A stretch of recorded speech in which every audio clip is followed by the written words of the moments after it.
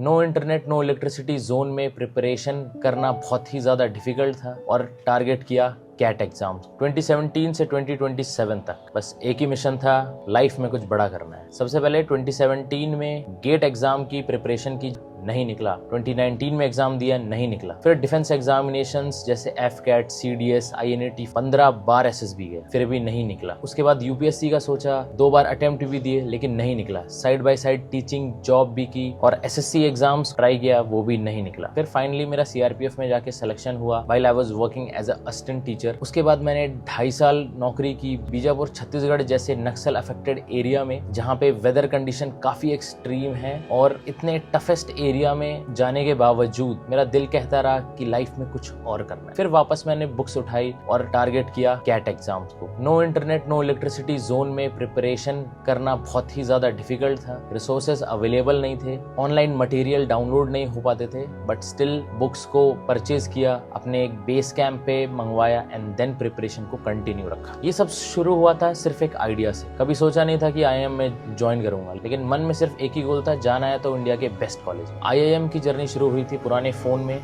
जहां मैंने लिखा हुआ था कि मुझे आईआईएम में जाना है। इन सब की शुरुआत हुई थी सिर्फ एक आइडिया से। किया सेल्फ असेसमेंट, उसके बाद रिसर्च किया, होमवर्क किया कि एग्जाम कैसा आता है, रिसोर्सेज को कलेक्ट किया और उसके बाद प्लान किया कि कैसे, कहाँ, कब पढ़ना है। खुद का स्वॉट एनालिसिस भी किया, स्ट्रेंथ, वीकनेसेस, अपॉर्चुनिटी और थ्रेट। स्ट्रेंथ थी बस एक कि मैं हार्ड वर्किंग हूँ और कुछ करने की चाह थी, इरादे पक्के थे, लेकिन वीकनेस ये था कि रिसोर्स की अवेलेबिलिटी बहुत ही कम थी, उनको मंगवाना सबसे बड़ा टास्क था और प्रिपरेशन कंटिन्यू रखना during CRPF tenure was the most difficult part. Because multiple operations में जाना पड़ता था, स्पेशल ड्यूटीज आती थी, डीआईजी, डीजी की विजिट होती थी, कभी कभार स्टेट का होम मिनिस्टर मेरे कैंप पे विजिट करता था because I was posted in forward operating base, और वो था फर्स्ट लाइन ऑफ अटैक, जहां से हमें नक्सली पावर को टैकल करना था। इवन मेरे बेस कैंप पे कैंप अटैक्स भी हुए हैं, but in spite of this दिमाग में एक ही गोल सेट था कि कैट में अच्छे परसेंटाइल लाने हैं और एक बेस्ट कॉलेज चाहिए। प्रिपरेशन जारी रखी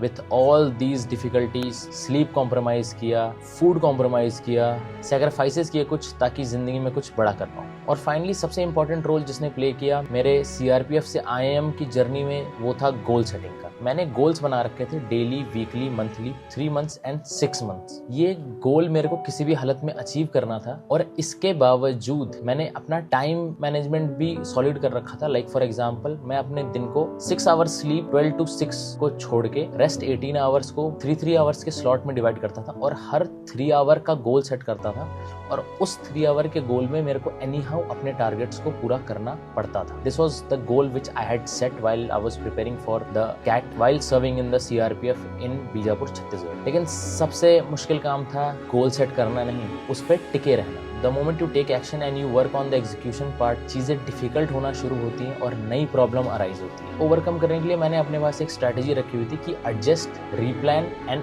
एग्जीक्यूट। 10 दिन के ऑपरेशन में चला गया, then I have to come back to my base, again readjust my strategies, replan and then begin to take actions। ये सब करने के बाद थोड़ा सा परेशान फील होता था, मैं रुका नहीं और करता चला गया। This was the most important part। और फाइनली जब कैट एग्जाम आया तो उसके पहले मैंने सिर्फ 5 मॉक दिए थे। 5 मॉक्स में मेरे नंबर भी नहीं अच्छे आए थे, बट ड्यूरिंग प्रिपरेशन एक मिनी कॉपी मैंने मेंटेन कर रखी थी। उसमें मैं सारे अपने फॉर्मूले, इंपॉर्टेंट पॉइंट्स और जो मेरा वीक एरिया था या जो मैं डीपीपी सॉल्व करता था उसमें जो गलत क्वेश्चंस होते थे उनको मैं उसमें नोट डाउन कर लेता था। और 2 हफ्ते पहले कैट के मैंने उस कॉपी को मल्टीपल टाइम्स रिवाइज किया। तो ये थी जर्नी मेरी from Naxal affected area Bijapur to IIM Sambalpur, और आज मैं आईआईएम में हूँ। कोशिश करते रहिए, और अगर कोई आपको कैट एग्जाम से रिलेटेड या गोल सेटिंग से रिलेटेड कुछ भी इशू है तो नीचे कमेंट करना मत भूलिएगा। मैं हर एक कमेंट पढ़ता हूँ। मिलते हैं अगले वीडियो में।